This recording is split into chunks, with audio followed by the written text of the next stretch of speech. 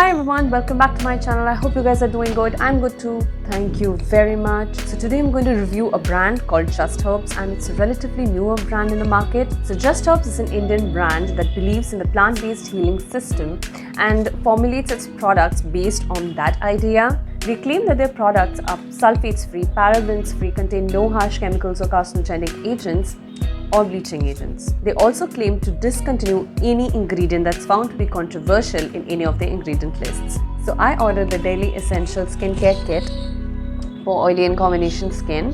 The packaging of the products is quite small and sturdy.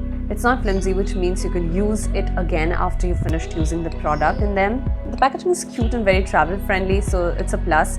I think these trial kits are good in a way because they help you understand which product caters to the need of your skin and whether or not if you want to buy a full-size product. So these are definitely more useful. So the net weight of the product is 17 grams. The price of this product is 595 rupees, and I have been able to use it for 5 to 6 times till now. A little goes a long way, so you will not have to finish the entire product in one go.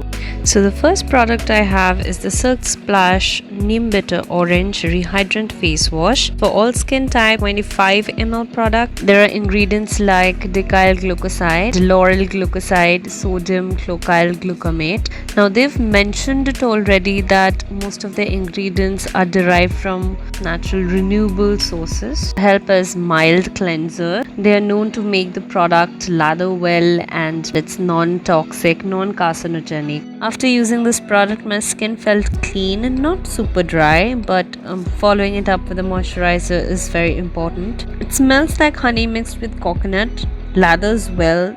It's quite smooth in its application on the skin. The next one is the Honey Exfoliating Cleansing Gel. The other ingredient list of this particular product is exactly same as the face wash.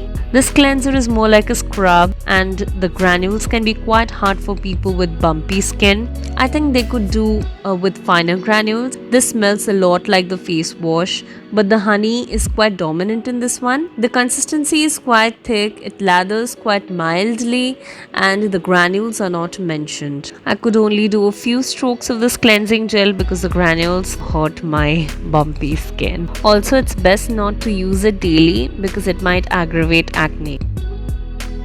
This is the Almond Complexion pack with Mulethi, licorice and cinnamon. It's quite slippery when I was applying it on my wet face. It is for all skin type. It smells of almonds, but I really do not like the way it smells, and it dries out your face post wash.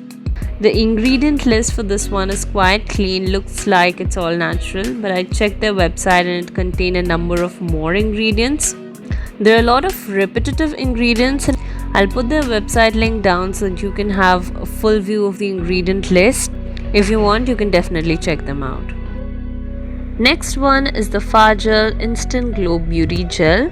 It is a very mild fragrance, probably from the essential oils used in this one.